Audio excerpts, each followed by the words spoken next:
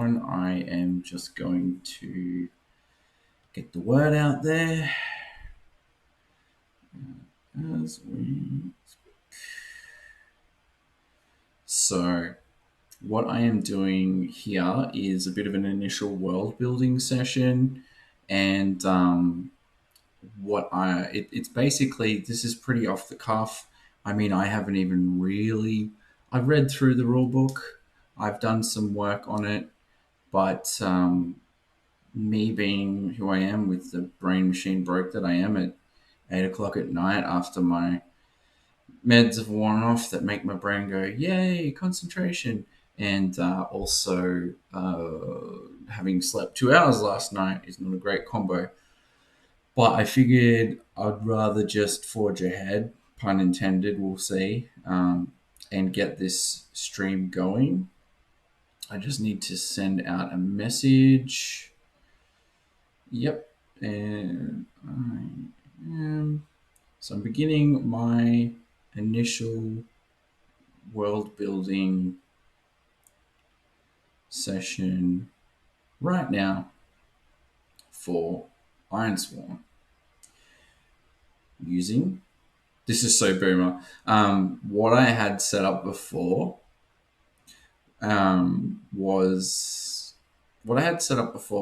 this kind of setup. So my new phone, Samsung Galaxy S21, has a director's mode, and it's really cool. Like, it's got like you can have two panels, so you can have a panel with yourself in the corner, kind of like a YouTube video, and then the other front-facing cameras on the screen. And I did have it pointed at this actual game, but the resolution was pretty poor, so I decided to opt out.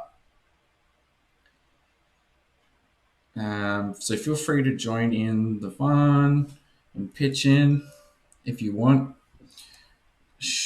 And if you've got anything you would like to add in terms of, perhaps you want to add in a character, perhaps you have suggestions, perhaps you want to make commentary on what's happening so far. This is all pretty ad hoc, so that's the purpose. I may go back and do a bit more of a slightly more fleshed out version in an edited video, but I'm kind of not that confident with video editing yet because it's a new skill for me. And if you've been sticking around with socials or whatever, I've been hammering some videos and stuff today, and just been doing a lot of stuff around the house and whatnot. The sun was in my eyes, etc., etc. But it is what it is. So I'm a bit tired, but I thought not better late than never, but no time like the present. There we go. That's the right truism. Maybe it's this half beer, which is like the first beer I've had in nearly a month. Probably not. I used to drink a fair bit. I don't really drink these days, but that is besides the point. I'm just posting.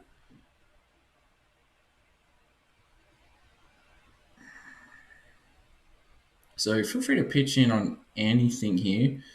So what I'm going to go through is I'm going to go briefly run around the mod itself, because that will kind of demonstrate the Tabletop Simulator mod, and just go through the different books. I'm going to make this really brief too, guys, because I think if you want a proper introduction to the system, I've got some notes here.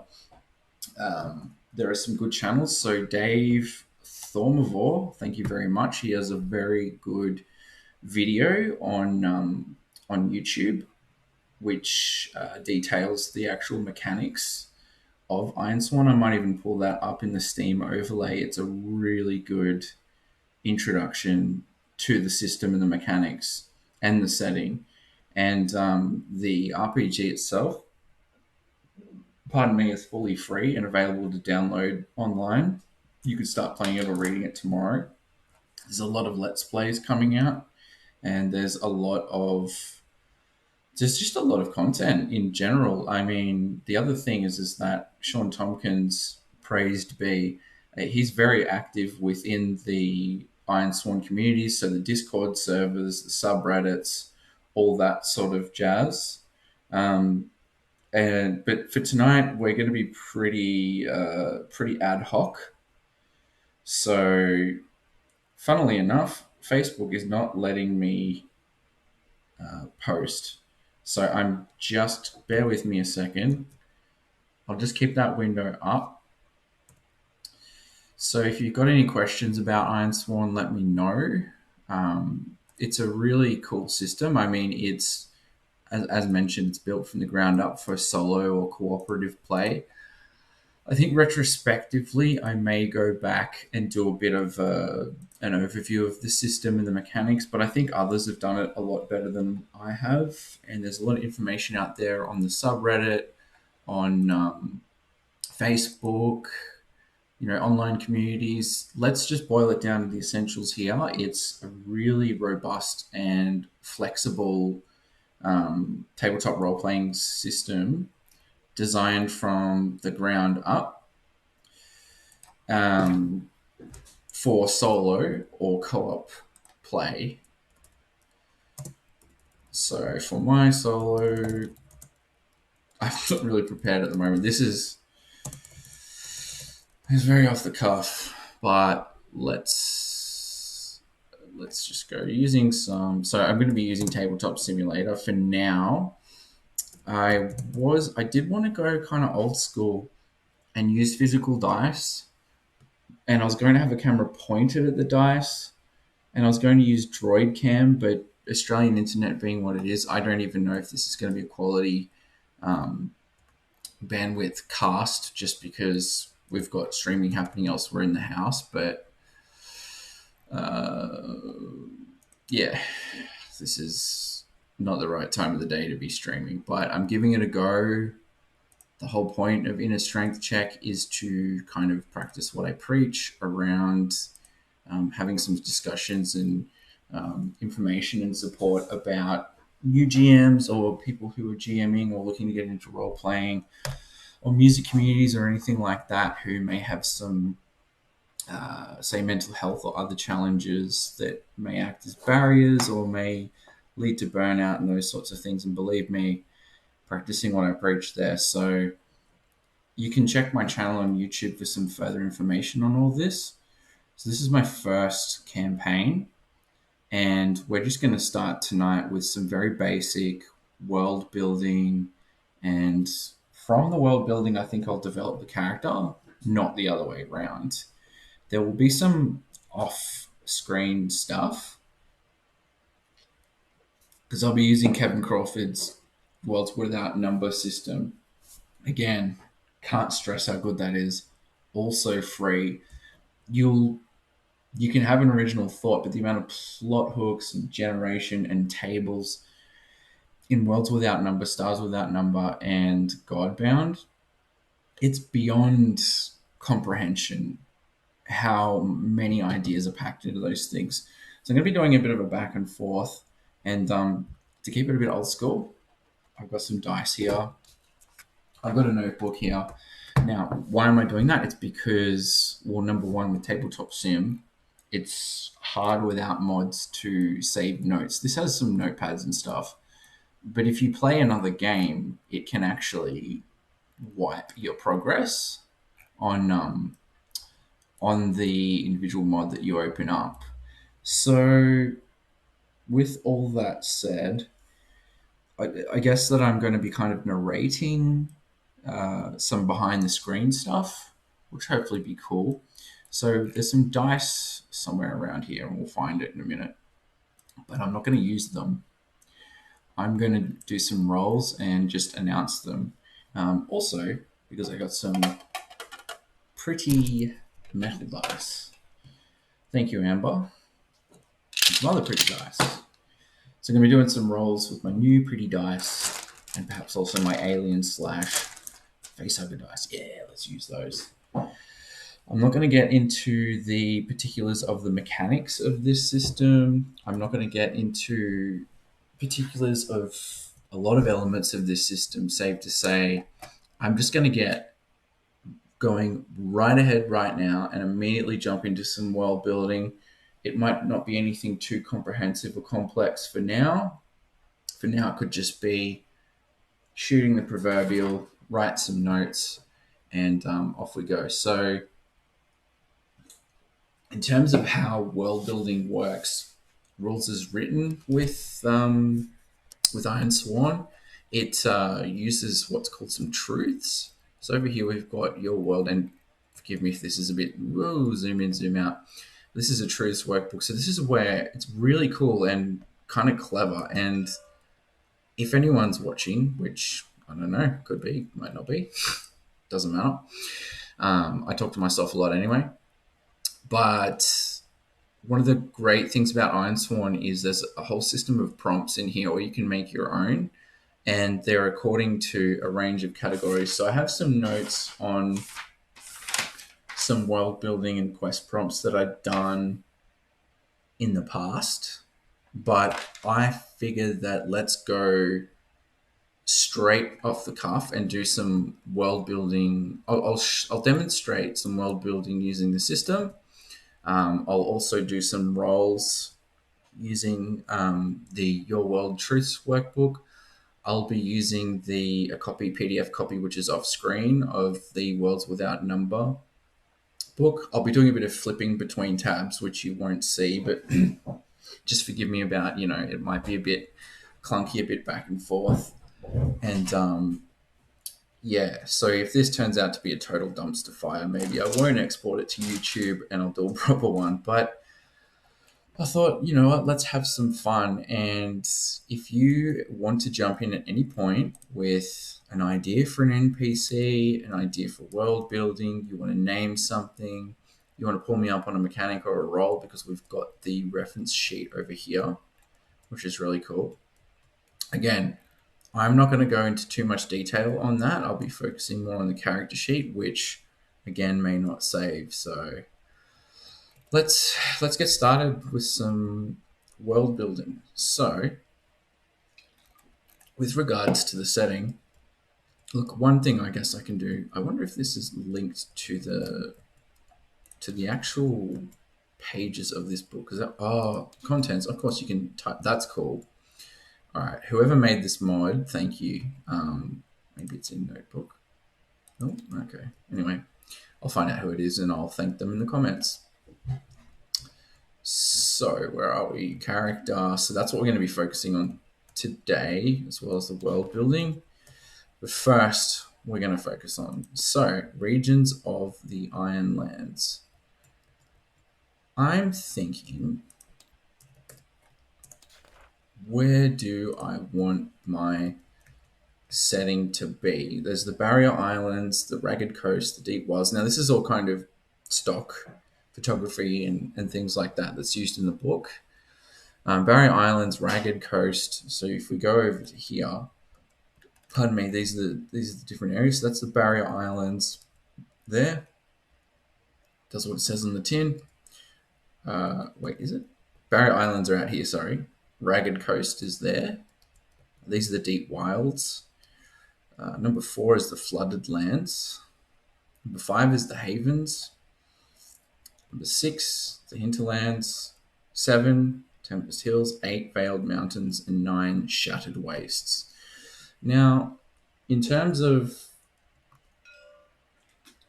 maybe mechanically not killing off my character straight away, maybe I won't go for Shattered Wastes immediately.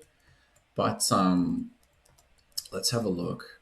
So Barrier Islands, I'm not too interested in, to be honest, especially because Sean has a really cool supplement that will be coming out now with those who back Starforge, which is the sci-fi version of Ironsworn, which, congratulations, Sean and everyone who backed it. They smashed it. I've never pledged at the full level for anything before, and I immediately smashed that full pledge on the physical copy of this. And then I went and bought Ironsworn about a week later. I should have added that to my pledge. But I'd assumed that was going to be released when Starforge did. So I went separately and went, no, I'll buy it off DTRPG, Drive Through RPG. And I didn't realize they had prints on demand, which is really, really dangerous for my wallet, because I really don't like with this actually happening. I'm not a big fan of digital RPG stuff, but hey, it's a pandemic. Melbourne's in lockdown. What can you do, right? So I know I'm veering right off the point here, but I guess yeah, we will be starting in a digital format, and I'm going to try out an analog format, perhaps with edited videos. If you look at the Me, Myself, and Die podcast and slash vlog, wow, that's a level of like professional video editing and production and voice, because the guy is an actual voice actor. The editing and production around that, it's amazing. So this is very lo-fi. I mean, I'm new to streaming, I'm new to vlogging, I'm new to blogging. Not so much blogging, but this whole project's a new thing for me. I've never done a solo tabletop role-playing game before. If you go to my YouTube channel, same name, I do give an overview of this being one of the tiers alongside playing Kenshi of what I plan on doing, which is play through Ironsworn, play a light role playing version of a Kenshi playthrough, which is a very emergent sandbox and iterative game that can scale up from one person RPG up to like empire management RTS and squad based and stuff. But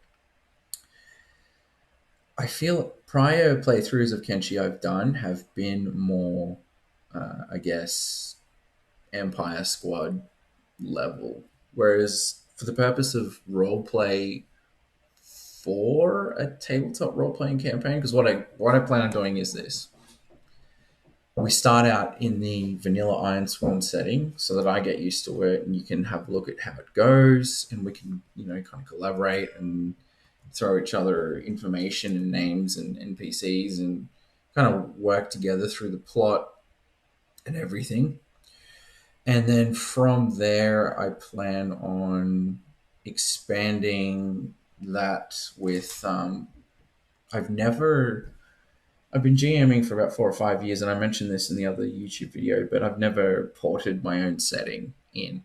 So again, you can get the lowdown on what this kind of multi-pronged project is. But my hope is that by the time I'm ready to do the Kenshi, import the Kenshi setting into Ironsworn, that I will be confident maybe enough with streaming and video editing and being able to have the physical product in front of me, taking notes, that sort of thing. So I actually want to do that. I actually want to have it in analog form. It's just that it's going to be a lot of writing, and I didn't know whether that would be boring for people. But I'm thinking I might even just have my phone set up in like director mode, pointed at the books, and then in the background I can have like flavor, you know, flavor images and stuff on my uh, laptop as a background. So forgive me because we haven't even got into anything just yet, and I don't want to keep you too long. But again, you guys can read through all this at your own leisure. But Barrier Islands, I'm not too interested in. Ragged Coast, I'm kind of interested in. So this coast is marked by massive fjords. It's a rugged land of snow-capped cliffs overlooking blue waters.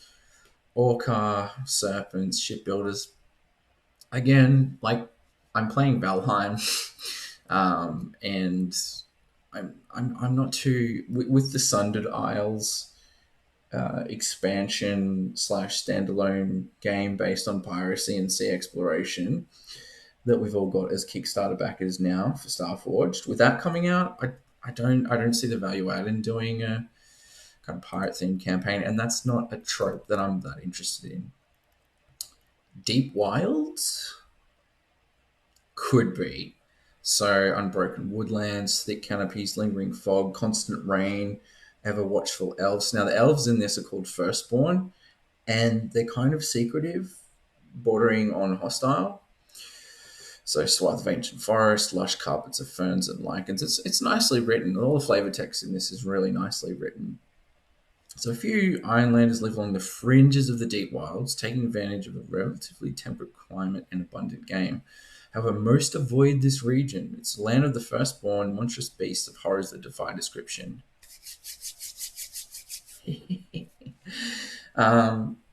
So there's a bit of, they've got quest starters for each one. So this one's talking about siding with an enemy in the heart of the wilds, leading attacks against settlements. Who is this person? Who have they joined force with? What will you do to stop these attacks? I was thinking about that, and I was thinking, yeah, there's firstborn in this setting, but perhaps they're super secretive. So in lieu of maybe, siding with an enemy in the heart of the wilds, perhaps because there's not many people that venture into the deep wilds, these could be sort of a forgotten people of some sort, or a tribal people with a bit of a reputation. Maybe we can kind of hash that out and world build that as we go. Worlds Without Number might help us out there. So let's flag that one.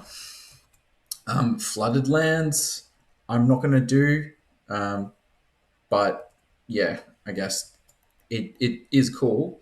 Fetid wetlands, dead trees, sluggish rivers. It's cool. It's sludgy. We could play some sludge metal to it. Ha ha ha ha. Anyway, but I'm not too interested in that one. It's very cool that you can, this is the book, and yeah, it's making me excited for the physical copy. I can't wait for the hardcover. So havens. So this is the sort of the closest you get to arable and civilized, well, not civilized, but the closest you get to nicely terraformable land. So there's forests, rivers, shrubland, low hills. The first Ironlander settled upon havens, fresh start, hence the name. Walled settlements. So look,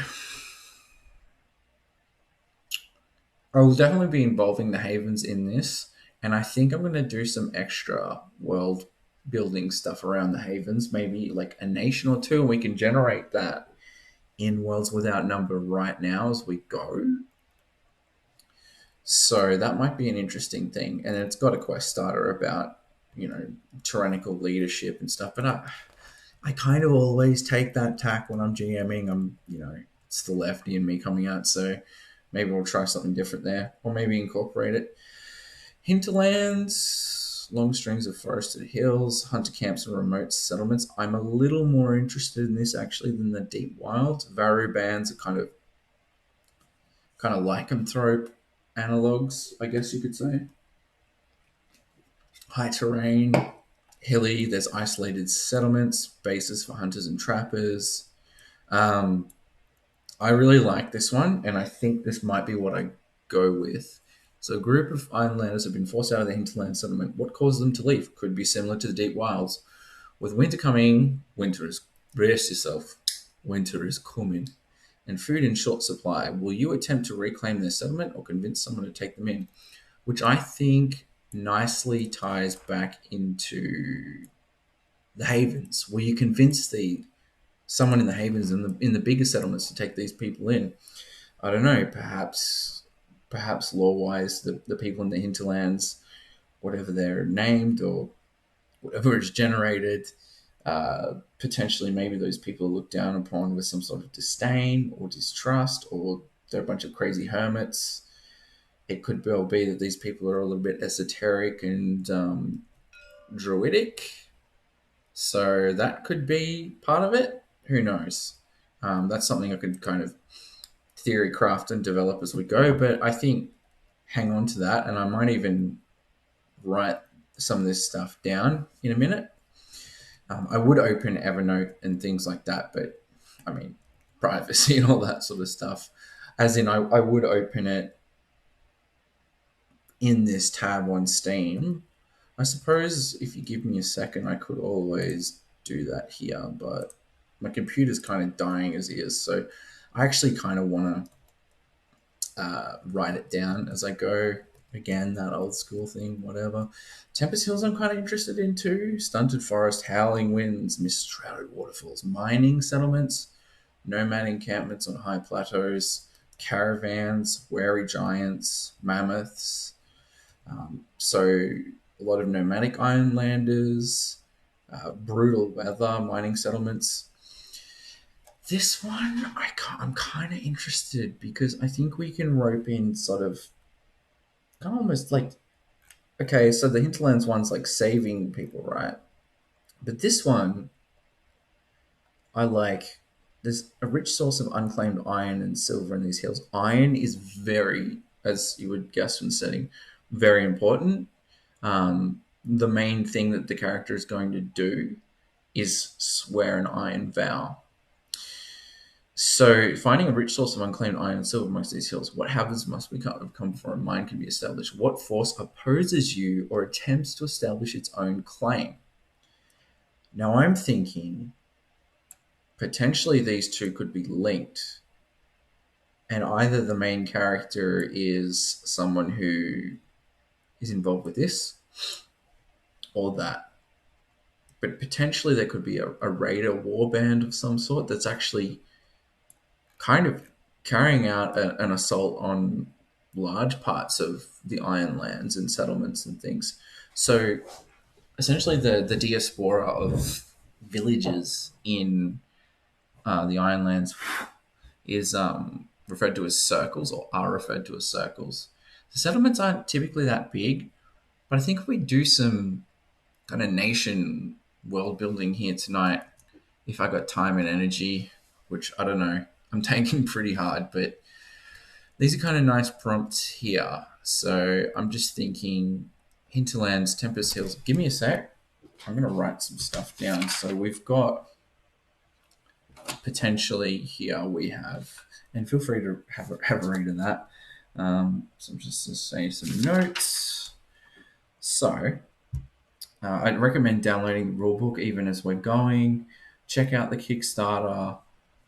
All of it's available. Well, the core book, which is stacked. You don't need the supplements like the Delve and the asset decks and stuff, but I'd recommend them. The core book is stacked and it's free, and I mean 259 pages, and it's a great system. So we're looking at world building. We're looking at Hinterlands / Tempest, possibly linked by raids? Question mark. I nearly wrote the word question mark.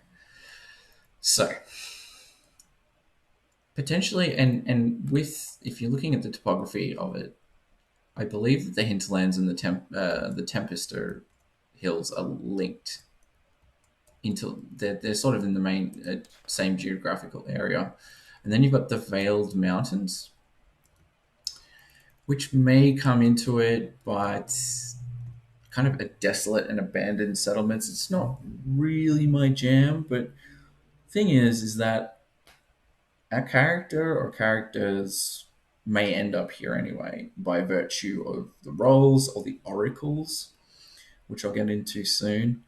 We don't know what's going to happen here. We could end up in this place: howling beasts, endless snows, precarious mountain trails. Just think of the more, I guess, desolate parts of, say, Skyrim, stone cans marking the dead, perpetually shrouded in cloud, towering peaks, warning. So some small mining communities, but it's pretty desolate, which, okay, I'm going to just say I'm pretty much, I want a low fantasy, not so much grim dark, but fairly brutal setting. And I don't mean that in the Game of Thrones, like, excuse for problematic or over the top, whatever, but pretty dark setting. So, yeah, trigger warning, I guess, because number one, I tend to swear a bit. Number two, it may have some, anyone who's played the Alien RPG with me knows that I might have a bit of a penchant for gore. That may never come out. Maybe our character is able to circumvent all of that. Maybe not. Okay. The Shattered Wastes. Well, we don't really want to go here. Vast fields of broken ice, discomforting stillness, deep crevasses plunging into darkness. Fun. Unnatural horrors. Yeah, no one knows the bound of this land. No one dwells here, and only a handful have survived. Yep, Frostbitten Hand's extraordinary stories. What does he tell you? That could be interesting. I don't want to rope all these quests into it, but they're pretty interesting prompts, right? And throughout the entire book, wherever there's stat blocks, and the stat blocks are pretty not arbitrary, not ambiguous. What's the word? Words escape me. But they're pretty generalized and abstracted. Yeah, they're abstracted. There we go. I do our words good. So they're pretty abstracted and yeah, pretty abstracted. So which is good. And then you have quest starters and truths amongst all of them. So I'll quickly just through that. So these separate workbook truths. We've got the workbook over here.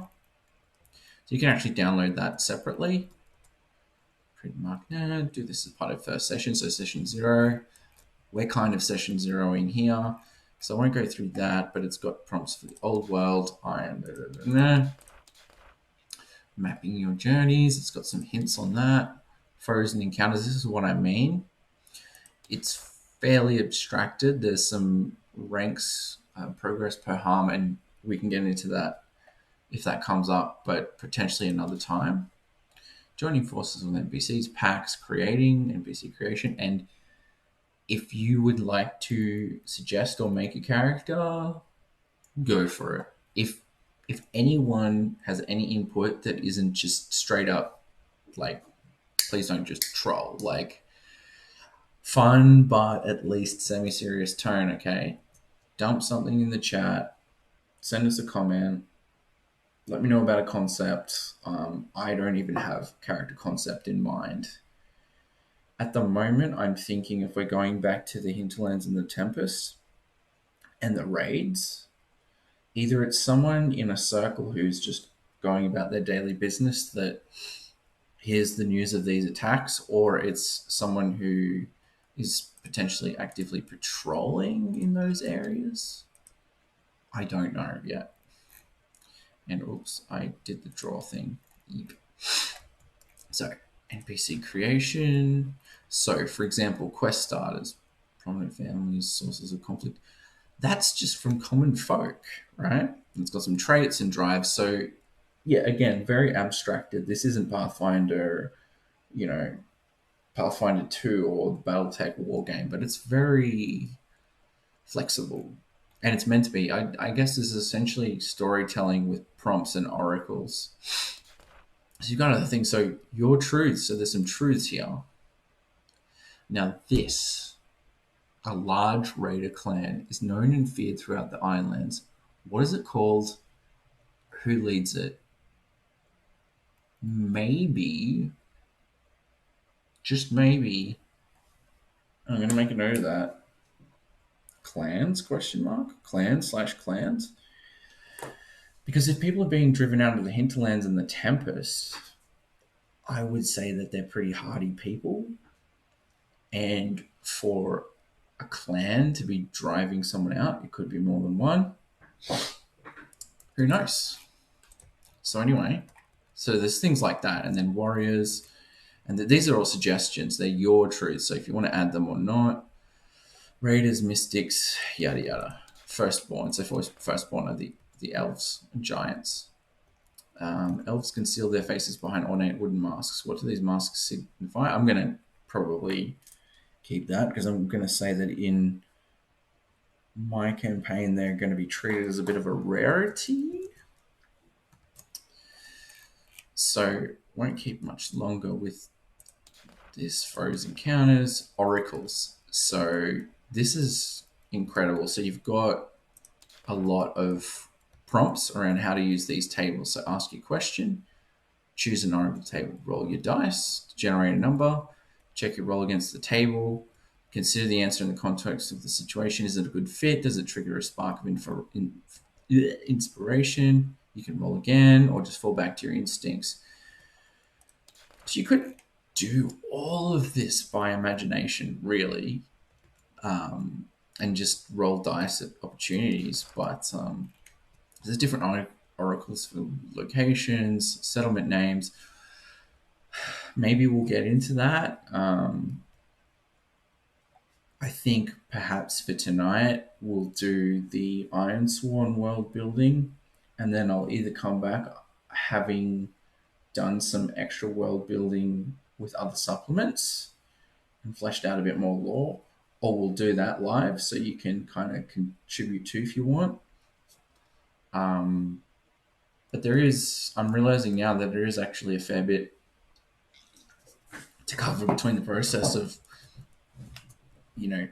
delineating your truths and using some of the oracles potentially for this. But if we've got time, I mean, I've got time. It's just my energy levels. Ironland names, I might call on that for my character's name because I've got a couple in mind, but I already know my Hivesworn character.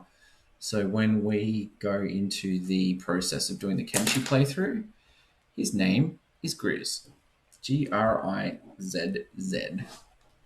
And his friend, not friend, his associate, or at least an acquaintance, pardon me, who had met him once before, is Butters.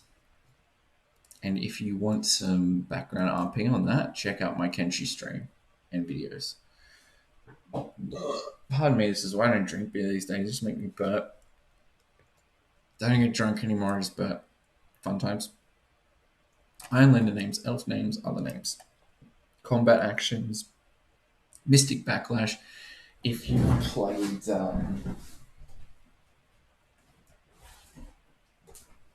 Forbidden Lands, that's something else I'll think I'll do solo, or if someone wants to play, someone play. I'm thinking of trying that solo as well, and I could have also used Ironsworn. So this could be a good test of how adaptable are these oracles, which are basically sort of like Ask the 8-Ball. You pose a question, you put it out there, and there's these specific oracles to kind of guide those responses. Challenge ranks, so that's rank, quest, journey, or fight. So fights in this aren't really that D&D, XCOM, I go, you go, HP, sponge, whatever.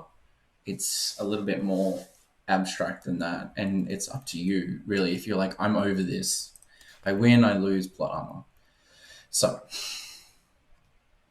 as an example, let's take an action, all right? Now I'll do a digital roll to start off with, okay? So I've got D10, D10%, D6. Now the mechanics of this are basically you roll a D6, you add your character's stat and any adds, so any modifications from assets or whatever, and that's your number. So let's say, I don't know, I had a stat of 1 and an add of 1, so 6 was what I got. You roll these. Why is that not got any sound? Oh, there we go. Oh, that's satisfying. Usually it's 2d10s, but I'm using that for the tables. So that would be a 10. So that's called a miss, or saying that if we add our stat plus any other additional modifiers, let's say we need a 7. 6 and a 6. So that would be a strong hit. So you can consult the moves table to find out. It actually breaks down what would a strong hit with X look like.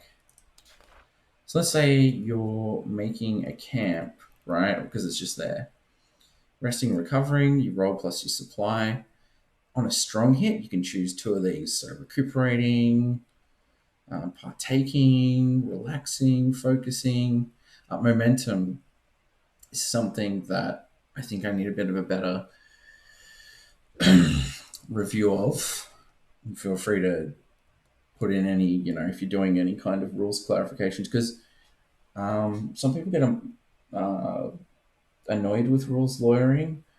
I don't, because of the aforementioned issues with how I think and just the way that my frontal lobe is a little bit different. So, I kind of often flub and miss things, and it's a bit of a bugbear of mine personally when I'm GMing, and to be honest, a bit of a confidence hit for me. So mechanics and maths I suck at. So, and details orientation is not my strength. So again, this is more about like leveraging. Can you guys actually hear me? I hope I haven't just been talking with a microphone not working this whole time, because oh my god, it didn't work before, and I am gonna be so devo if that. Anyway, I'm just gonna check my settings. Hello, test. I'm gonna turn that up a bit. Okay, so that's that. Anyway, going back to articles. So say action, right? Let's say, I don't know, Bill Blogg's the NPC. What does he do? 46. So this character is mourning. And then the theme, well, what are they mourning? 67. Mourning war. So again, you read into that and you interpret that. So mourning a war, that could mean that someone's mourning in the aftermath of war. It could mean that someone is an Ironlander who's a warrior or a hero and misses the thrill of battle. It could be that as well. So you interpret that how you want, and if you're playing that in a co-op sense, then you'd be fleshing that out with everyone. Like, what does it mean? As long as you got a good group. Region. Do we want to roll for it? Do we want to? All right. How about this? I'm gonna go out on a limb here. Do I want to RNG my whole campaign? I don't know. So I got some new metal dice. Thanks again, Amber. Get out of there. Ooh, they're heavy. I'm gonna see if I can. I'll turn this back on.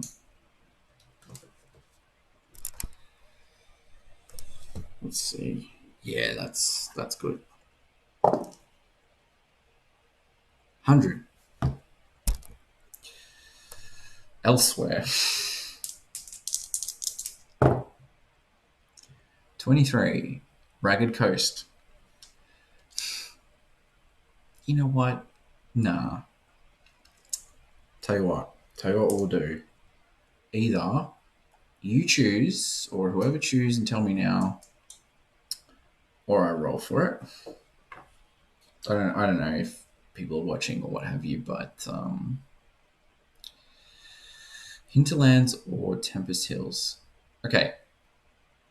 All right. I'm going to separate this. I'm going to cut this down to what I would like out of those options, which I would say is Deep Wilds, Havens, Hinterlands, and Tempest Hills. And thank you for the follows, everyone who's followed recently. So Deep Wilds, Havens, Hinterlands, Tempest Hills. So there's 4 there. Going to break those up into 25s. 21. Deep Wilds. Okay. That changes things, but that's cool. That's the whole point of this, right? Okay, so we are in the Deep Wilds. So I'm going to say that what has happened in the other locations, which we'll make notes of, with possible raids or something sinister, nefarious happening that's driven out both of those communities. But I just feel like, so hang on, so page 176. I just feel like, though, that if that's happening on a large scale, if that's happening in the Deep Wilds too, that's on a huge scale. And I'm not too sure about that. Just because in my campaigns, it always seems to be based around like calamity of some sort. But hey, lean into it, right?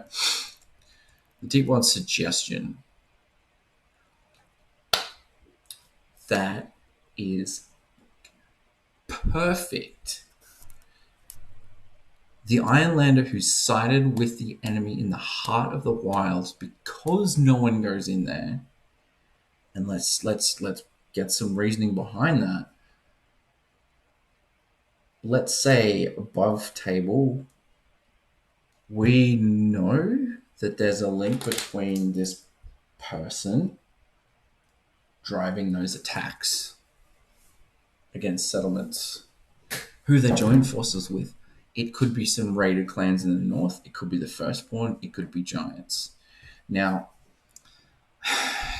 that's a bit maybe high fantasy for me, but we're talking about the guy that plays like Numenera and D and stuff like that. Like, you know, so whatever. So seeking inspiration.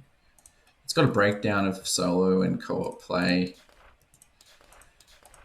Look, if I'm up for it, I might even try some initial stuff here.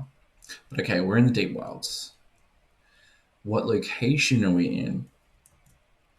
Now again, if anyone would like to roll, not roll, well, you can roll if you want. Otherwise, I can just do it. It's probably more fun. I mean, it's a solo campaign. The whole point of this exercise too is to involve people. I mean, if you want to comment on various platforms, I should just take these out. God damn it. Oh, this metal dice feels so good. I love this. Best birthday present ever. Okay, what is the location we're starting at? 6. A path. Well, that makes sense. Character is starting at a path. Cool. And what's a descriptor? Should we do 1 or 2? Let's try 2. Descriptor number 1. 49. Inaccessible. Okay. Question mark.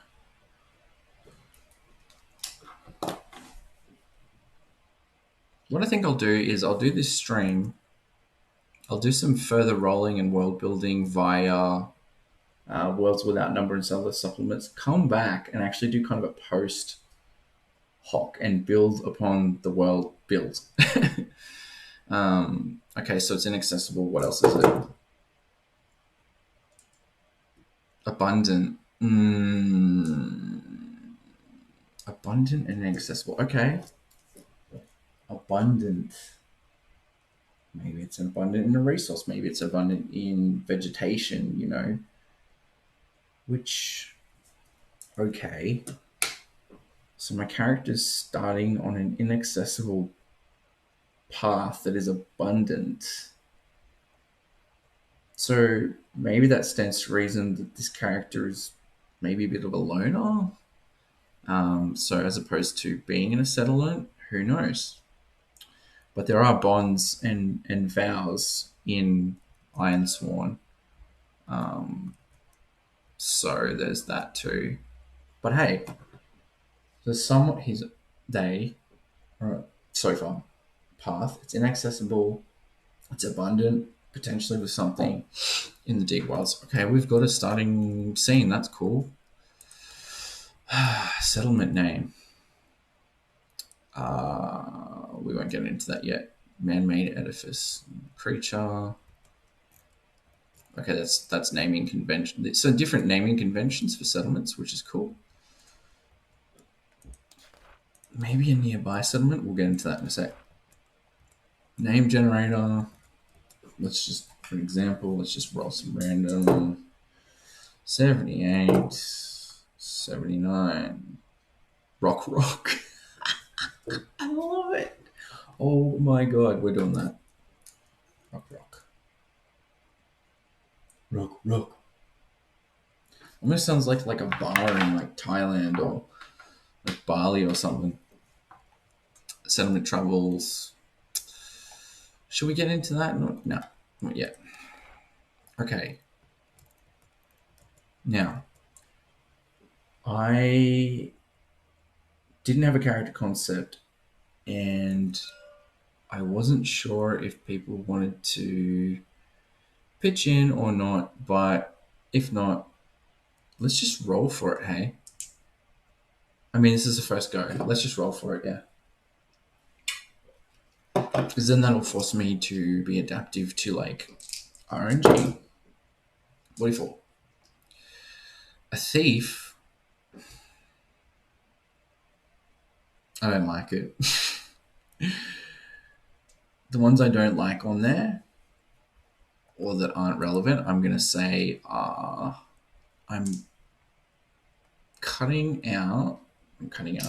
vetoing sailor, thief, and fisher. Raider could be interesting. All right, let's go. 89. Ooh. This is interesting. A raider. That makes sense why they're there. What is their goal? Now, this is used for NPC generation too, although I've got other NPC generators and but let's see what's going on here. 85. Prove worthiness. I love this. I don't know how this raider is going to prove their worthiness. Maybe they're on the hunt.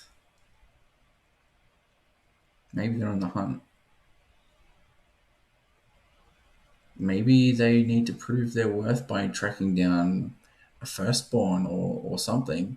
We'll see. Okay, so I'm guessing that this campaign's already gone chaotic evil. No, not really. I can't help but do campaigns and settings that are really edgy, but also... Oh my god. I just flipped the table. How do I get it back? Oh no. Oh my god. Oh.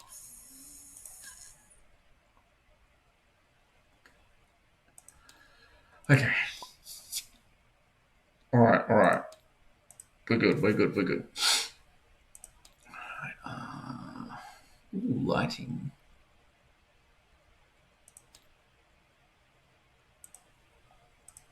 It's almost like there's music, isn't there? MP3 volume. Oh, I know what I can do. Check this out. Why didn't I think of this? Okay, so tools, tablet. Now the awesome thing about Tabletop Simulator is this is a fully usable tablet. Hold on, back up.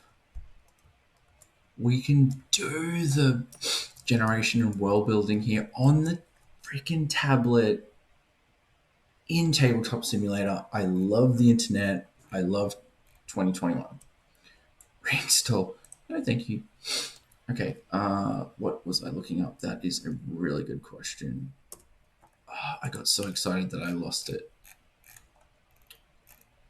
Oh my god, I've completely lost it. Well, worlds without number we can do on there. Ah, there's the dice. Hey, look, I'm even making a mess in Tabletop Sim.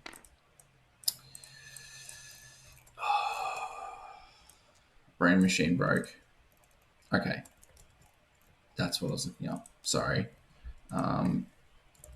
Because Incompetech is royalty free, thank you, Kevin McLeod, for your amazing royalty free music. I just thought I'd put something on in the background.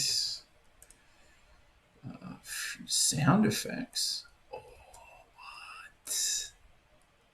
Yo. Let's go with chill. Apologies if this... It's even got the pop-ups. This is amazing. All right, pleasant porridge.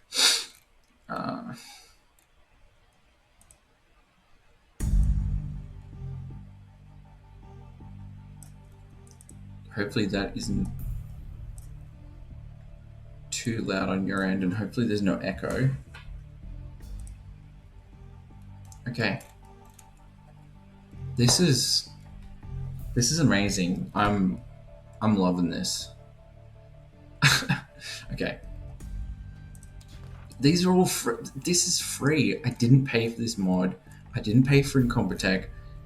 I've paid for Ironsworn, but it's available for free. How good is 2021 life? We are very privileged.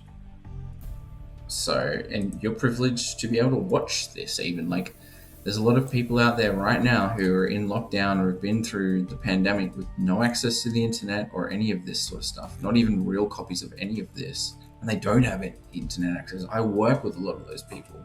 They don't even have TVs or phones. Many don't have a home. So, yeah, no, I'm very grateful right now. Okay. Descriptor. Let's find out what I want my character to be and what the character actually is. 53. Resourceful. Well, I guess you have to be when you're a raider trying to prove their worthiness. 44. Wild. Okay, yeah. Resourceful and wild. Again, I love that this is tying together. They're in the deep wilds. They're resourceful and wild. They're on an inaccessible path. They're near somewhere called Rock. So they're probably not the smartest. They're out to prove their worthiness. They're resourceful and wild. This is just... I love it when RNG comes together. Now for the name. So we've got Ironland names. Look, I'm just going to test one and see. 81, Pendry, 94, Kiara. A bit formal. Do we give them an elf name? I don't want to make them half elf, and I don't even actually want to make them elf. I don't know. Other names, giants, Veru, or trolls. Okay. Hear me out here. This person's a raider. We're talking about a large raider clan potentially covering a good part of the world. Potentially doing some sort of push. To me, that implies that they would probably take some wild names, or that they've even had contact with some of these races. So you can pick, or I will pick, but I'm going to say that they might have an English name and a Veru last name, because they kind of aesthetically sound similar. So let's see what this person's first name is. 96 Otani. Otani, Otani. Otani's last name from the Varu. Remembering those are the real wild ones. 91. Drekel. Otani Drekel. I like it. Doesn't really. And I'll say elf / Varu. Which I guess is kind of species appropriation, cultural. Anyway, combat actions, mystic backlash. Ooh, major plot twist. 69. Enemy gains new allies. Ooh, we might need to hold on to that one. Okay, you can create your own oracles. Anyway, create the world. So we're going to do that. What's the time? I'm happy to keep going, but collaborating, basic characteristics, quest starters, background vows we need to, and I think if their motivation is to prove their worthiness, yeah. This one says former life as a raider. I am a raider. Otani is a raider, but maybe they're a raider and they're looking to prove their worthiness. It sounds like there's not much diplomacy here. I kind of wanted the character to be within sort of more civilized society, but I'm willing to go with a complete tonal shift and try this from a raider perspective. This literally changes everything for me. But it's cool. Okay. And so an inciting incident, right? So the problem which will arise at the beginning of a story, propelling them into action, everything up to that point is backstory. Let's say this. An inciting incident, right? If they're out to prove their worthiness, right?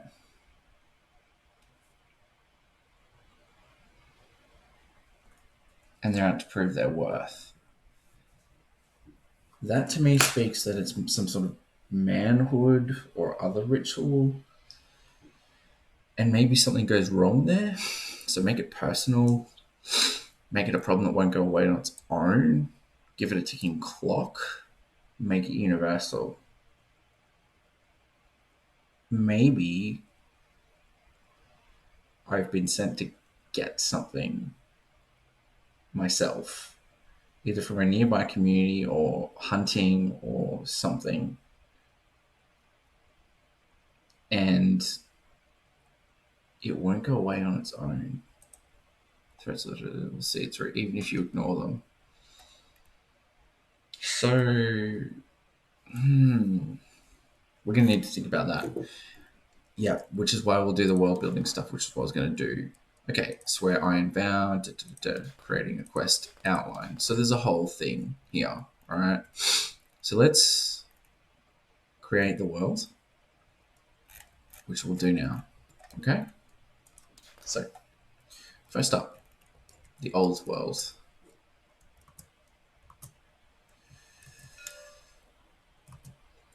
Savage clans called the Skulda invaded the kingdoms of the old world. Our armies fell. Most were killed or taken into slavery. Those who escaped set sail aboard anything that would float. After an arduous months-long voyage, the survivors made landfall on the Ironlands. You are a descendant of the Skull because of your heritage.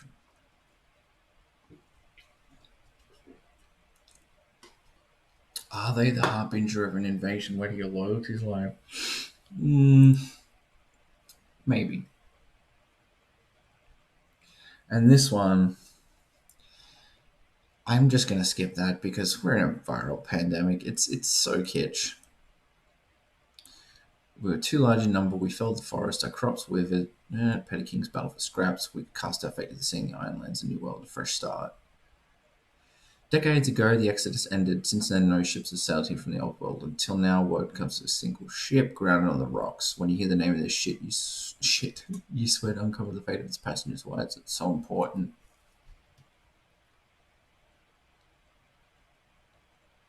I'm not going to use that quest starter. Okay.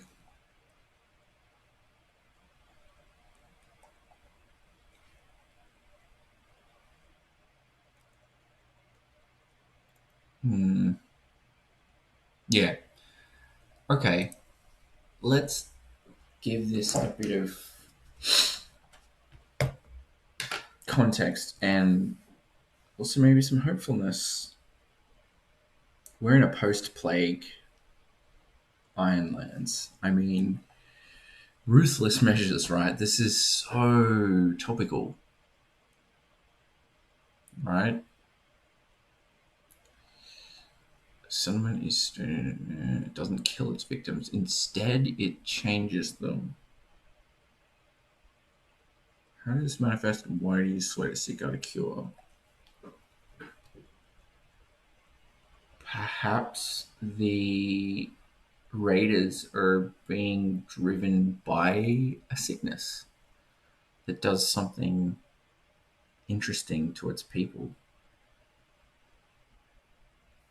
Stay with me. I'm thinking some form of perhaps coercion and control. So something that can induce suggestibility by affecting the frontal lobe, which the characters wouldn't know. But yeah, perhaps this variant has more of a psychological effect where it can induce, it's like a fever that, not zombies so much, but induce rage and make people susceptible to suggestion, including our character. And maybe the inciting incident is they get cut off. They're out to prove their worthiness. They're on a trail, the sort of Hunger Games type situation, and they get cut off. And perhaps they get taken in, perhaps they get arrested, whatever. Pardon me. Perhaps they have immunity, perhaps the symptoms go away. Who knows? Let's stay on that tack. Okay. Iron. Starforge Black Iron. The weather is bleak, rain and wind sweeping from the oceans. The winter is long and bitter. One of the first settlers complained, "Only laws made of iron dare live in this foul place," and thus our land was named. Yep. Now, that could be a quest, but if I'm a raider looking to prove my worth and I'm a young upstart and I've been left behind, I probably don't give a shit about that. I probably do about this. So, let me say iron equals bleak weather, whether you like it or not. Okay. Legacies. We're the first humans to walk these lands. In the writings of one of the first settlers, a description of Glade Town, the deep wilds, the spirits of this place is said to grant a miraculous blessing. What boon does it bestow? No. I like this one.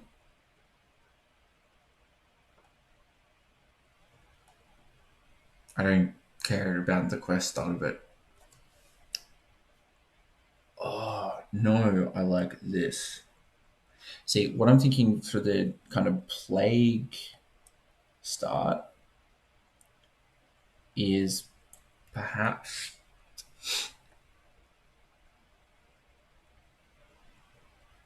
the plague turns people into a savage feral people we call the broken.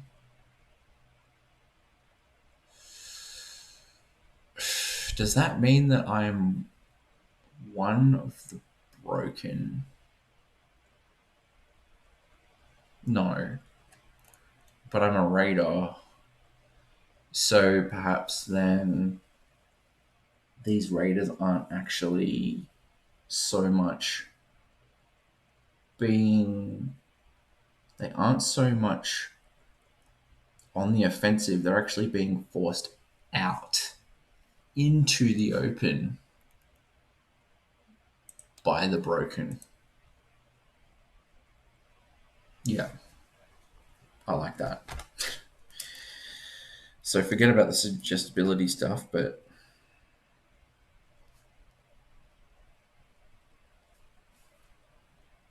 I'm gonna say an invasion, but it's kind of World War Z-ish a bit there, which is cool. So that's legacies. Hello, how's it going? Target the Black. Hey there. Just doing some world building stuff. I'm kind of, oh my god, what have I done? I'm nearly finished for the evening, but if there's anything you want to kind of pitch in, let us know. I'm just kind of building the sort of the setting for this solo campaign of Ironsworn RPG. Can you hear me? So communities,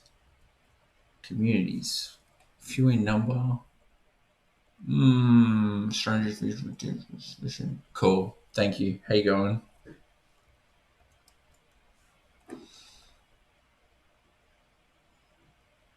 Living communities calls. I was talking about that before. Circles ranging in size. If you want to pitch in with anything here, shit target.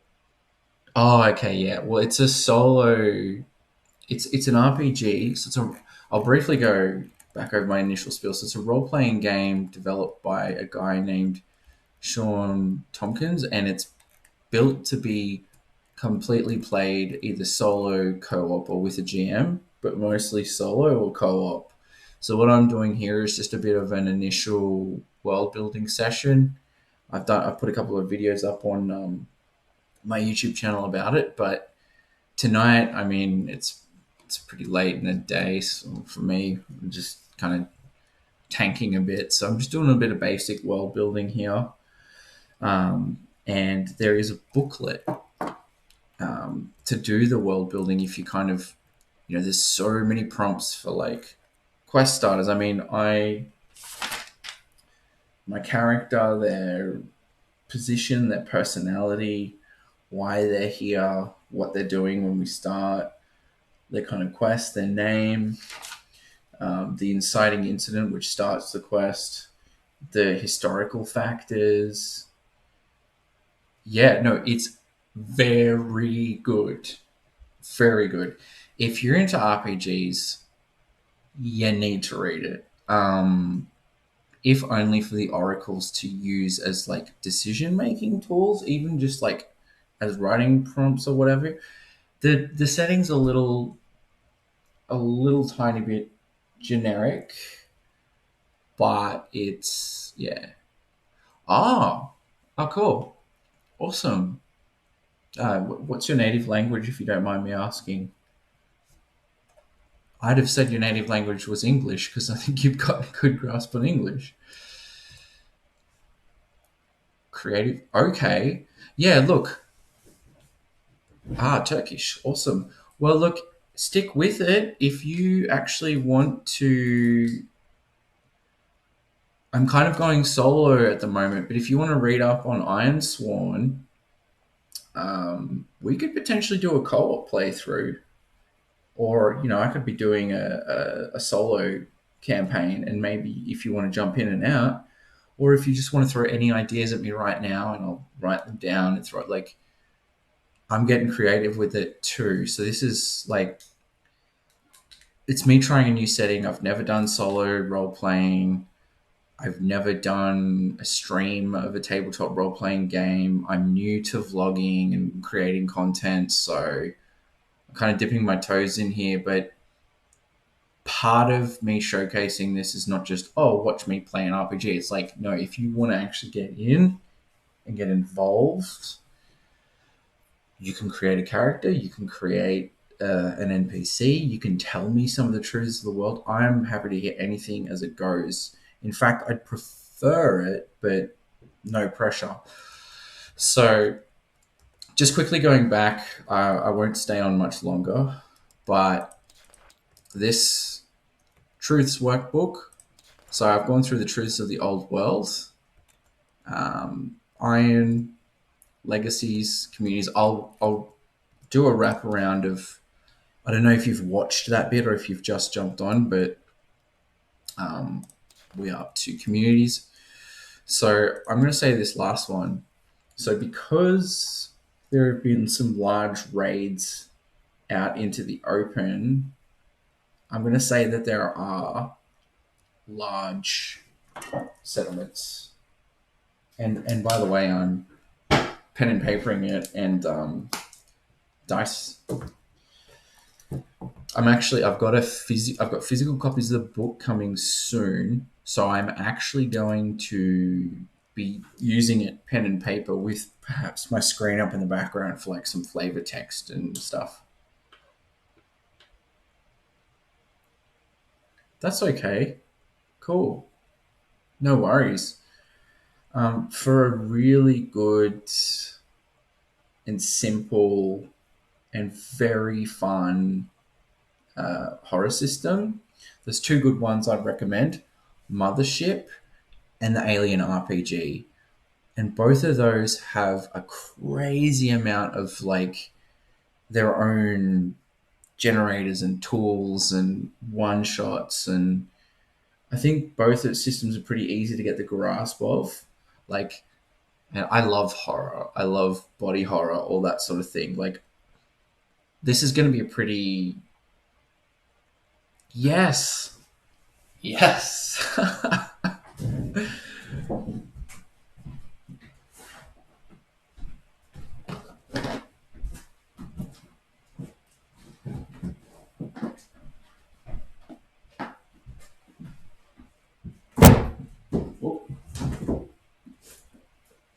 I'm currently also running this, and I bought. That's the big bucks. Forbidden Lands and Mutant Year Zero, by the way, perfectly soloable, and people have done their own kind of solo mechanics for it and co-op ones. But this whole thing is built for solo. Oh, I haven't read much into Cult, but I have heard good things about it. I might check it out. Thanks for the tip off. Cult Lost. I'll check that out later. Oh yes, yes, yes. Oh, Modifius. Yeah, nice. Yep. No, I'm down. I'm down for reading that. I love horror. Okay. In which case, I will quickly go through some of the back to the NPC stuff.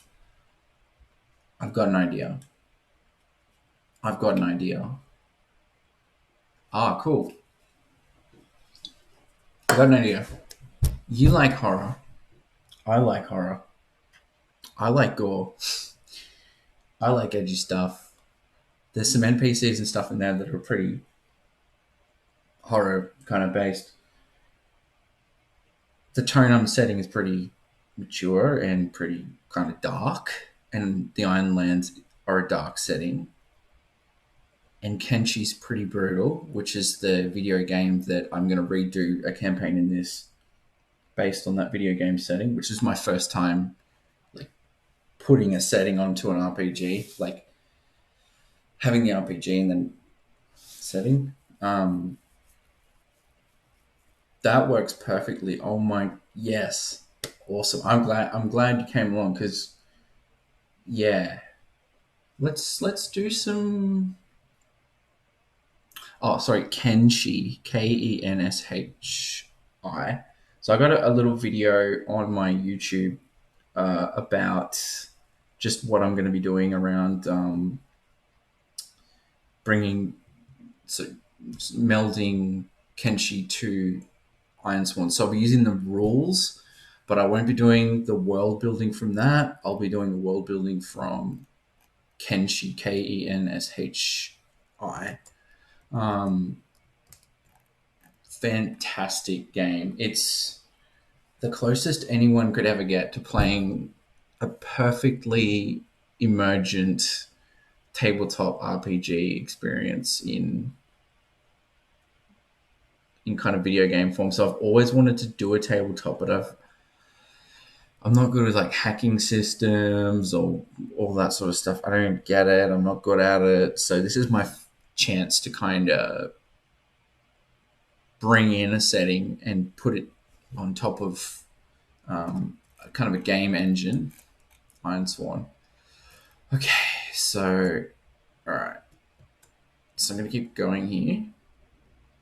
So I'm going to say so for communities, I'm just going to say it's populous, but not too much. So there's going to be several larger cities, and next time I stream this, I'm actually going to, because I was going to use Ironsworn and then Worlds Without Number. Highly recommend Worlds Without Number and Stars Without Number, just gold mines of ideas. But I'm gonna do my next session. I think will be I'll do some notes of what we've got tonight, go away, and then I'm gonna layer some other stuff from Worlds Without Number on it, because that has just some crazy world building stuff in it. It's so good. Anyway, it's like I haven't even ever read through the bulk of the rules or the text or whatever. It's just the generation alone is like, it's crazy good.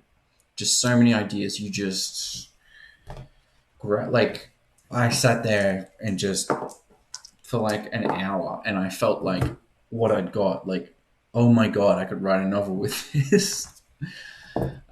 Yeah, and this is kind of similar. So, well-connected villages, trade caravans between settlements. Yeah, sure, go for it.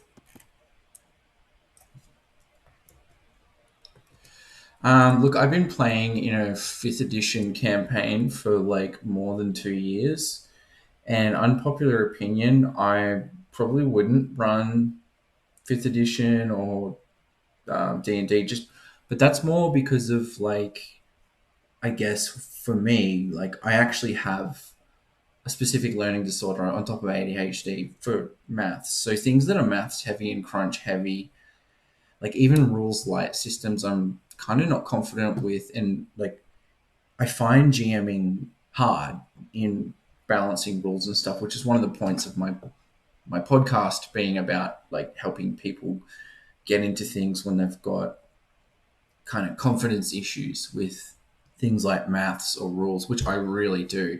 I nearly quit GMing forever because of like maths and things like that. So sorry, long-winded answer, but in short, D&D, I'm playing in a campaign, and we have an amazing DM, shout out, and amazing players, shout out. They're not watching, and they won't, but it's cool.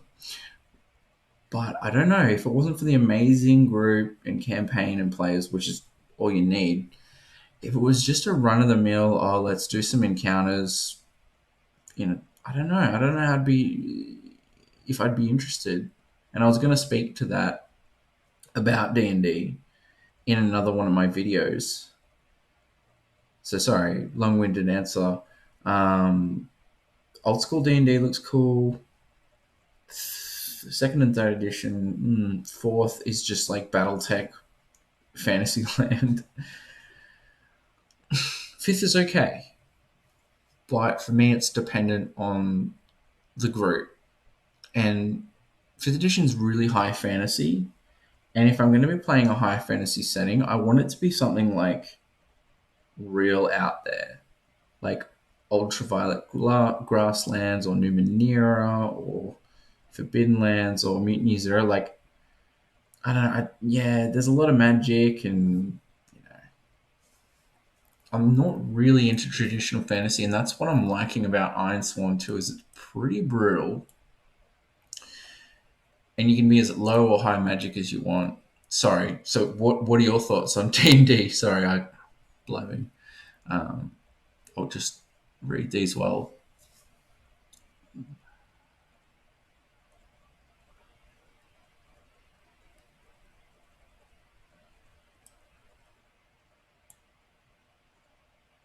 Oh, I like that. Yes. I'm probably not going to do the quest starter.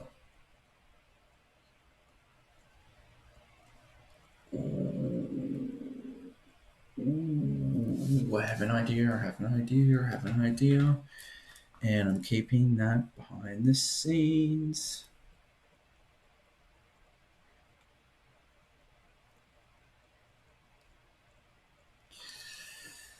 But for leadership, numerous clan chiefs, because that ties into number one, Otani being from a raider background, but also the fact that the place is more populated, but the setting is a bit kind of grim and brutal. So without directly making it a Viking style setting, it's kind of like um, almost like the Jarls of Skyrim. But I'm so Vikinged out, man. Guys, I'm so Vikinged out, which is why I didn't want to do a coastal setting. Anyway, I say that, and I'll probably log off here and go play Valheim because it's chill. Anyway, defense. Supplies are too precious. Lands are too puzzle. Ooh, that's tempting. Because with the other quest prompts before, it was kind of saying, no, if there's more people, then that doesn't really check out.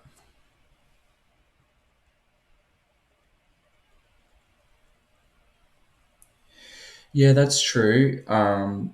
To be honest with you, too, though, with a good DM and good players, like our combats go for ages, and it is HP sponge versus HP sponge. But I think our DM is aware of like throwing in environmental effects, or if it's looking like or if he's fatigued or if we're fatigued, it's like the stops get pulled out. Like they all bail, or something gets thrown in the mix. A pillar falls, or like oil splashes.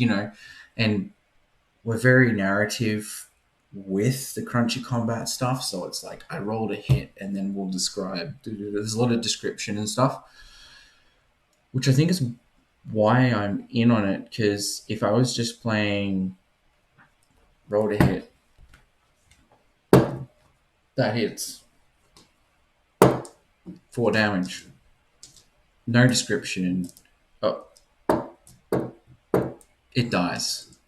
If it was that, nah, yeah, not interested. Like, it's weird that I'm sitting here like solo role playing, but if it was that kind of, what would you say, gridded or what have you, I am going to do some solo wargaming, actually, some solo battle tech with the actual tables and stuff.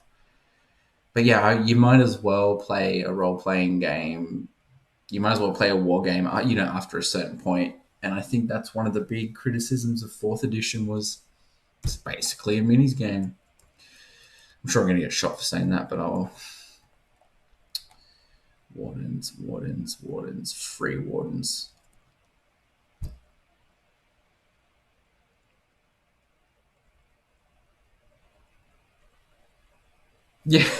Yeah, yeah, right. You go from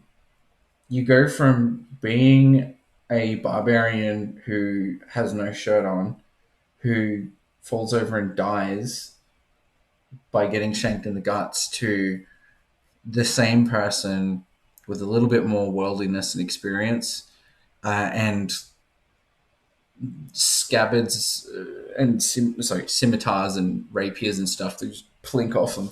Yeah, I don't. That becomes a bit, and also the other part is like, yeah, that kind of breaks the immersion. Whereas what I like about Free League is it's like you got 2 hit points, you got 3 hit points, like it's old school like that, right?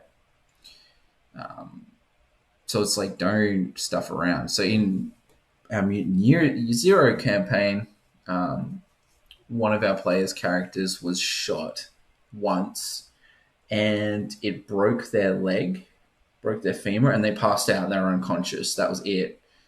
They later died in a pretty hilarious way, but like one shot took them out, nearly killed them. If I rolled any higher, they would have been dead. So there's that. But also, someone got a lucky shot in, which shot a driver, which killed them, which flipped the car, which caused and yeah, yeah. I like high stakes. I don't mind D&D, and at our level, at 7th level, combat's really interesting now because I think there's kind of a curve of like you get in a certain level and it's just, but now there's like high damage stuff happen to everyone. So someone comes in and goes bam and just wipes the floor, or we get absolutely like fucked up, and so that changes the course of it. It's not like just like, mm, mm, mm, mm, mm, mm. It's like, oh my god, that guy's down. Our friend's down. Anyway.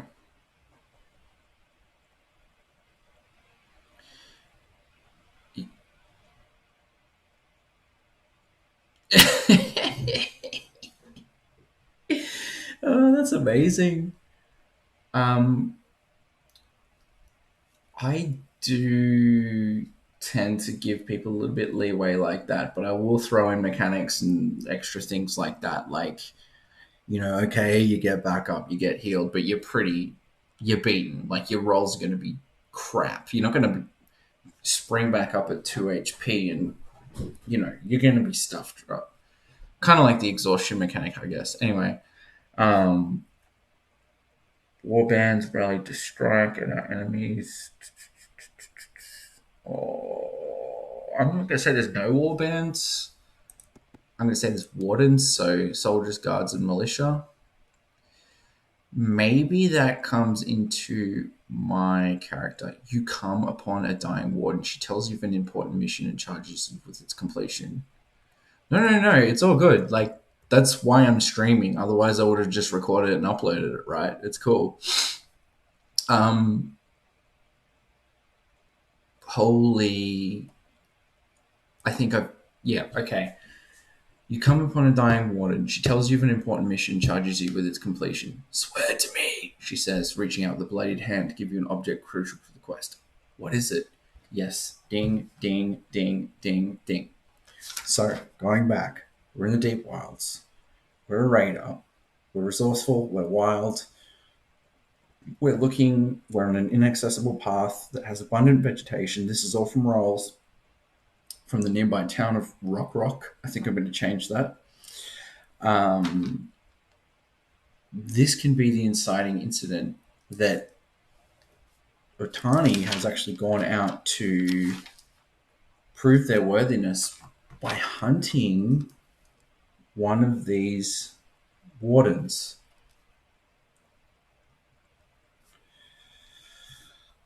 This is great. This is great world building because then we can build in militia, mercenaries, and with the attacks, there's obviously going to be some things around mercenaries. Who knows? Maybe Otani will have to turn on their own kind. Maybe they'll turn coat. Yeah, that's definitely good stuff. Mysticism, calling mystics and most fully true magic, if it ever existed, is lost to us now.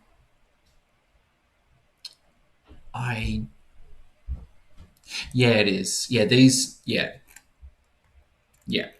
there's moves and momentum and things like this. It's not an original. There's a lot of its own mechanics in there, but it's based off PBTA. Yeah. Um, so magic is rare and dangerous. Those who build the power are truly gifted. I'm gonna say magic is rare and dangerous. So I'm gonna say it's a very low magic setting, but that people with mystical powers are dangerous. Now, is there someone in my clan who's a mystic? Is there someone driving these ferals, these broken invasions that are pushing us raiders out into the fringes and attacking settlements? Is that the work of a mystic? Don't know. Is a mystic creating what people think is the plague, but it's actually, or they think is mysticism, but is actually a plague? Plenty of ideas here. Okay, a couple more points and then I'll log off for tonight. Religion. Most believe the gods long ago abandoned us. Yeah, I like that. I like that, but do these people like that?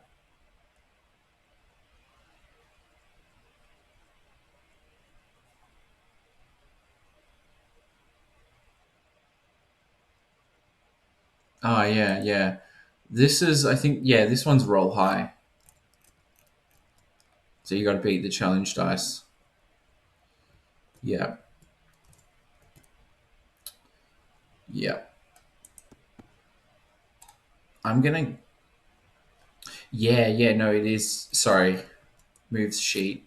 There's a reference guide here. So let's go. This is the quick character creation. Da, da, da. And then there's moves: adventuring, relationships, combat, suffering. The most important start to the quest, which I think I'll do next, not just yet, is to swear an iron vow, which has milestones and then fulfillment of it. Yeah, yeah, it is. Um, I did because the thing is like I looked at like um, some other videos people had done, and it was just people sort of on. They were just using Google Sheets and PDFs and stuff, and I don't know. Like I'm gonna use physical books, I think, and maybe like in the background some stuff. But I want to actually use like physical dice, physical books, dice tray, camera, me, maybe minis. We'll see. Um, but that's yeah, that's my intention, I guess. And I just didn't want to do like, oh, I'm just going to go through Acrobat Reader and open this Google sheet and stuff like that. Which might have been better, but I don't know. When I watched Let's Plays that had like this, I don't know. Maybe this isn't immersive either, but I just felt a little bit less, a tiny bit less immersed with the fact that I was just flicking through like tabs and stuff. But maybe I'll do some of that. It's like I'm just trying to. This is my first try, so I mean, if it's a bit weird and it's not that fun to watch, like feel free to give me feedback on that. Like I'm all ears. But I thought that I would just try this mod because it's got like you've got the rules summary here. So that again, instead of me being like on a PDF and going, oh, this page, it's like there's the rules, there's the character, here's the moves. So it's kind of laid out more nicely, which when I get the books, hopefully that will be a good impetus to have that out on the table with maybe like I'm just envisioning my computer in the background, just like imagery and stuff. Um, yeah. So, God's Abandoned. Yeah, I'm gonna say Architects. Oh, God's Abandoned. Yeah, I don't know. I don't know. Um, I think it's probably a better reference material. I mean, you've got asset creation, custom asset cards, so you can make your own assets. Um, you've got delve decks, you've got dice, you've got map markers, note cards, um, reference books. So if other people need a copy, you can pass that around. Truths, Lodestar, rule books.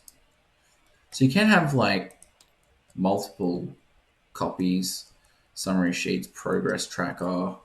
Whoop. Maps. Now, the problem with this is with Tabletop Simulator, if like I'm not saving my information in Tabletop Simulator, that's the problem. Is if I were to close this, load it, I could load it back up. But eventually, if I play enough other board games on Tabletop Simulator, this save will be wiped. Yeah, I'm going to be perfectly honest. I don't like Roll20. I don't like Fantasy Grounds. I don't like Foundry VTT, which to me kind of also begs the question, why am I doing an RPG on TTS? I just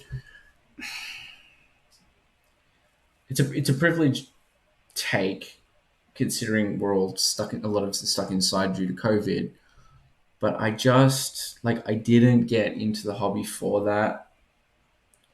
But I really admire and appreciate people running games on that, and I'm sure that's a hell of a lot more entertaining than some guy talking and zooming in and out on stuff like this too. Um, but what I plan on doing is, I mean, I've got like battle techniques, I've got Descent, I've got Imperial Assault, I've got all these things that I've been thinking about using for like having webcam. So my phone is a webcam better than my shitty computer one. Um, and just having like tactile, so like having not strict battle maps because this is a pretty abstracted system, but I'm thinking like have the camera pointed because I've got one of these. Have it pointed, have like set up a scene, maybe use some minis. If you don't use a fantasy ground for doing it, well, yeah, I mean we don't use. We're currently using some. My DM's currently using some other program, um, but I don't know what it's like, Dungeon Fog or something like that. I think it is. But I mean, I've played almost every game I've played in the last year or so has just been on Discord, and a lot of that's been theater of the mind. So it doesn't bother me too much.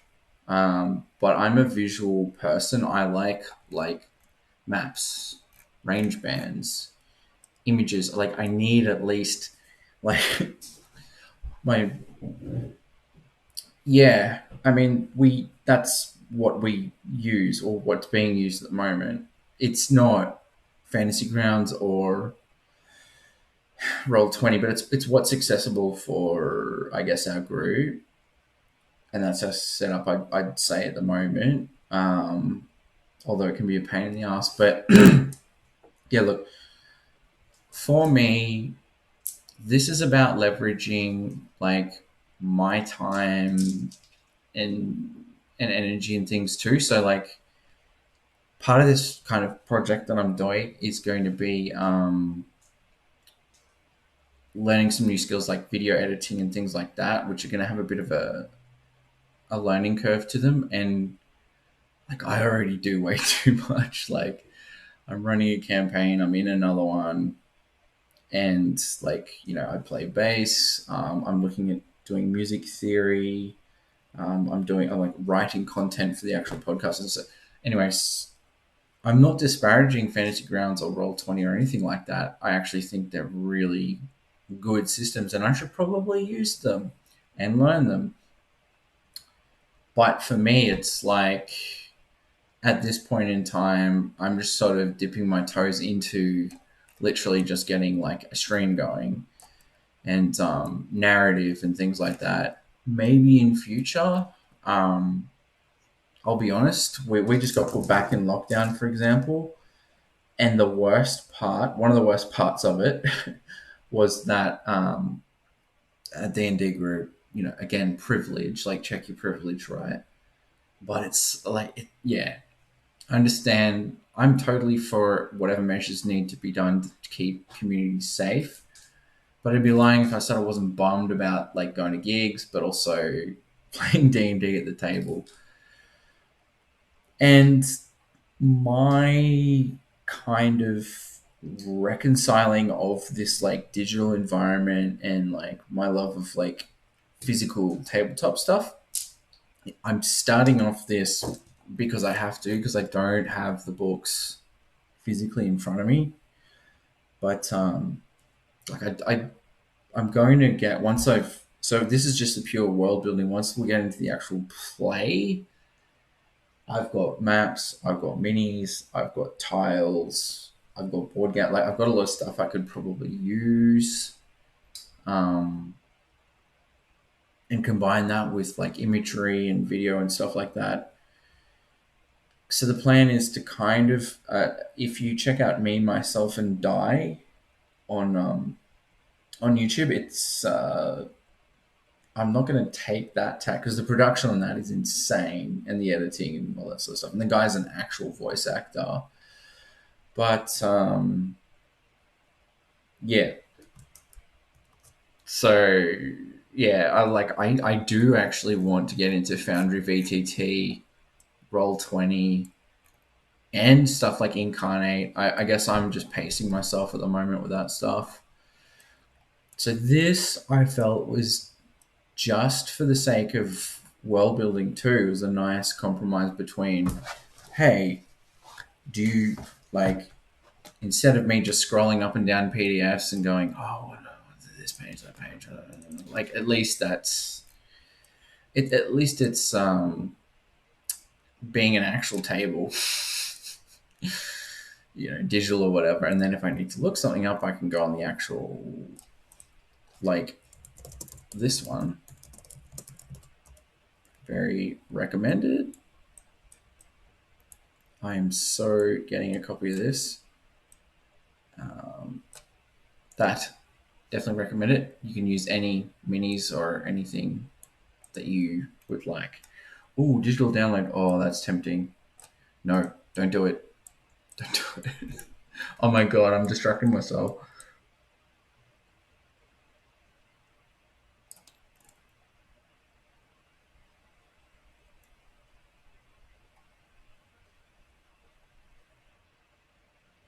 Yeah, fair, fair, and I really like that too. So I'm,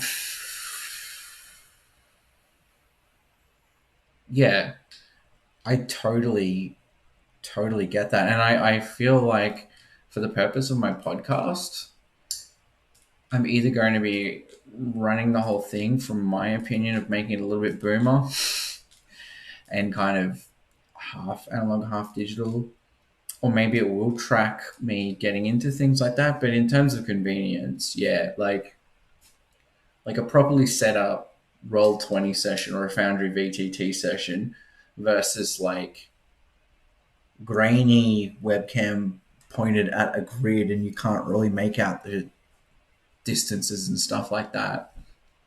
Yeah, there's definitely a difference there, and I know that Foundry and Roll20 definitely have their own like RPG specific systems and packs and things, and the Alien RPG one looks sick.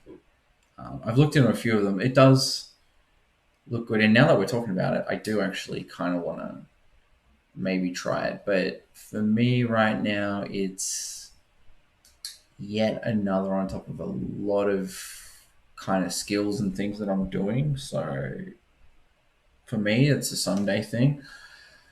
But yeah, no, I like that we're in a time where we can do this stuff, VTT and tabletop sim and PDFs, and people can just watch it happening. You know, I'm not just sitting in the dark by myself. I wouldn't be sitting in the dark. I've got a lamp. So religion. Da, da, da. Firstborn. So that is the allegory, I guess, for the elves in this situation. Passed into legend. Mm-mm.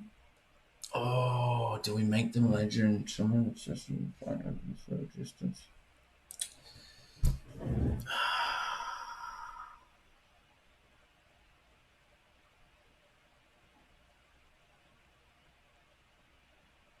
Hmm. I want to make it low magic and low fantasy. So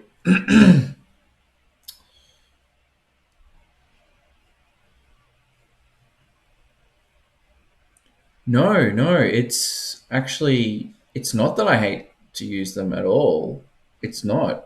In fact, if anything, it's because I have not lazy. It's because I haven't had the confidence to learn it, and yeah, at the moment I'm just kind of learning so many different kind of skills for things like yeah, going back like video editing and streaming and stuff. Like it's something I do want to, but I tend to get very easily overwhelmed with like tabletop is a hobby I find hard, just from juggling rules and mechanics and stuff. But yeah, no, it's I wouldn't say it's a difference of opinion. I respect um, digital platforms and stuff. At the moment, I'm just toying around with what can I do that's like digital and analog, and I think a large part of what I'm doing here is just like me free playing stuff. Um, but if I was to do actual co-op campaigns and stuff with people, and I was to film it or do it on Discord, like yeah, it'd have a little bit more finesse or at least some more content rather than like just the tabletop simulator mod. Or I'd be bringing in a lot more elements, like say for example components. You could bring in figurines and you know stuff like that. Zomblor, and actually having it's not a bad idea actually, just having maps and things like that. So maybe I need to get better practice actually at hey, I'll bring in this like figurine or I'll use this map or that sort of thing. So that's an interesting idea. Now that we're talking about Foundry and Roll20 and stuff, maybe that's a good middle point. Um,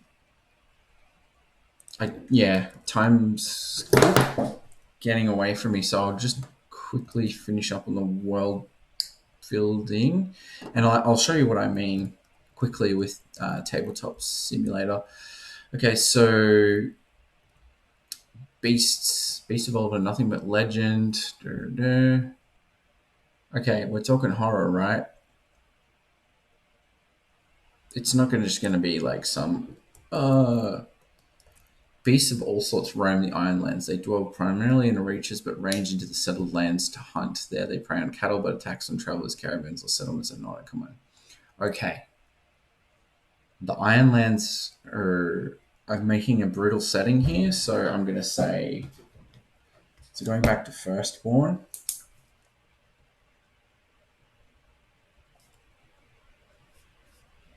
Rare / myth. Beasts. Common.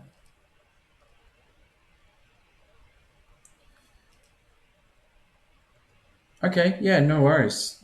And like, yeah, if you still don't feel like you're interrupting or anything, like the point of this is to be interactive, and we're having a good discussion here, and this is the kind of discussion I kind of that I love to have, and it's good clarification for me. Oh, cool, nice. Are you doing some prep for it?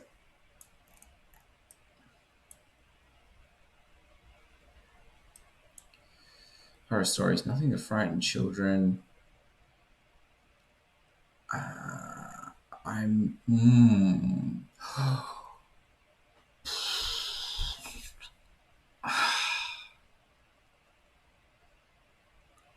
I like this one, but it's so Game of Thronesy that it makes me kind of cringe. So maybe not. Maybe going back to beasts being very common, and then horrors. We'll say that monsters do lurk. Only fools venture beyond their homes. So for flavor, I'm going to be using a really kind of cool, dark supplement called Veins of the Earth by Patrick Stewart. I'm going to probably dig into Forbidden Lands, Numenera, and sniff around for some beasties. There's some beasties in here, but I'll bring some stuff in. Okay, so that is it for my Ironsworn. So to recap everything that's come so far, right? So what I've gone through is a bit of an intro on the system, and currently, I'm sorry, I'm tired at the moment, and my brain's a bit. We're talking about being in the hinterlands on the Tempest Hills in the setting, which were potentially both being raided at the moment. And then we did some rolling for character because I thought I came in with no preconceived notions of character. So just to remind, I went to the oracles. So rolling oracle dice.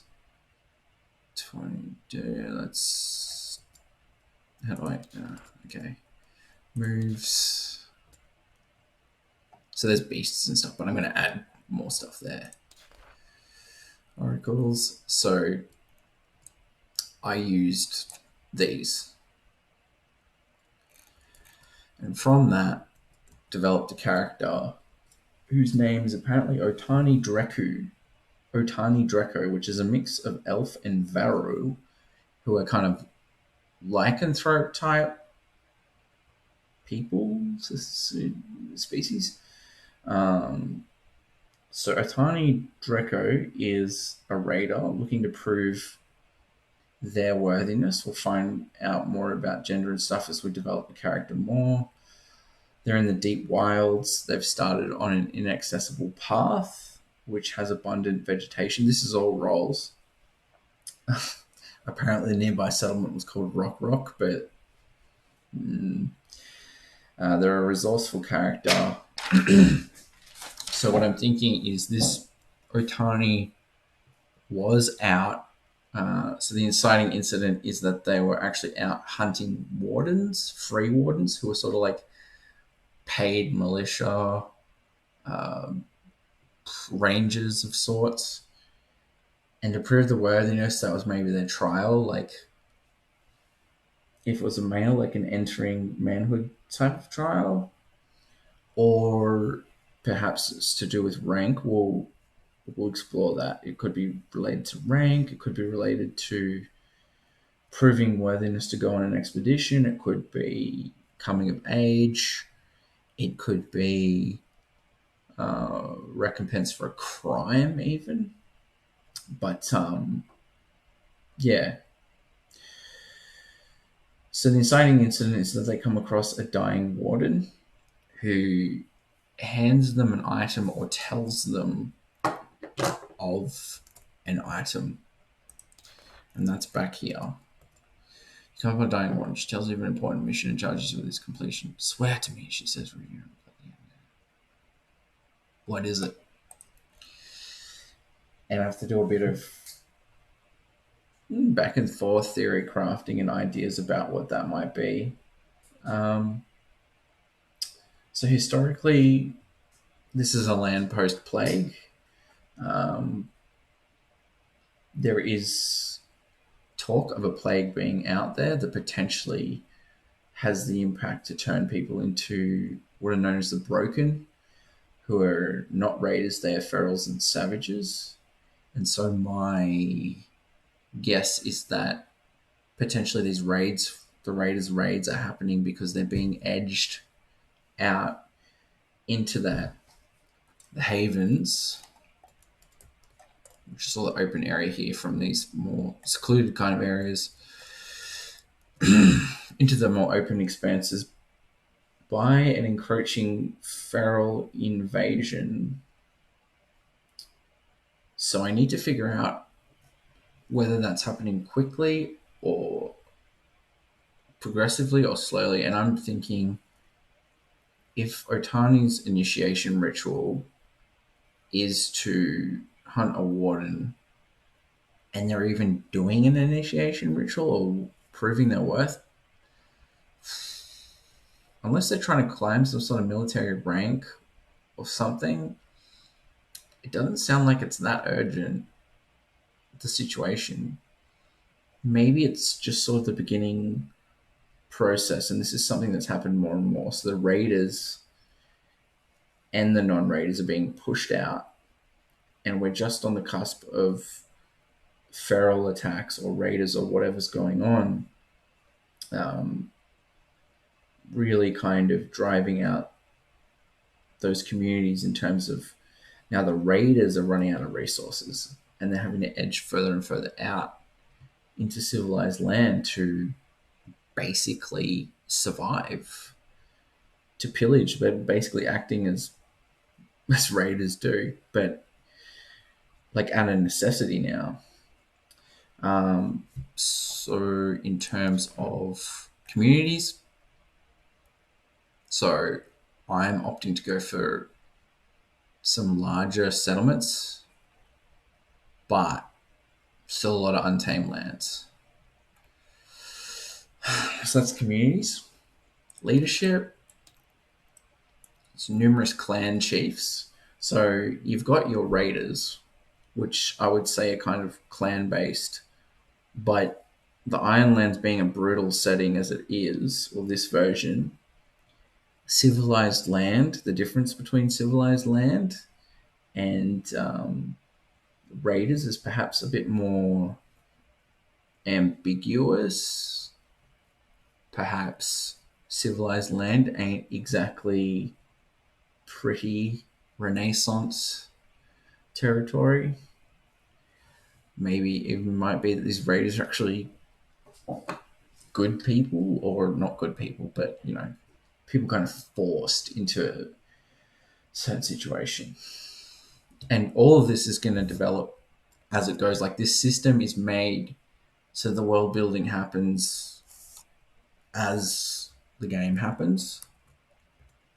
So we will be doing a bit of prep and looking around at different things, but yeah. So defense, militia, magic, rare and dangerous, firstborn, rare, potentially also dangerous, and a myth.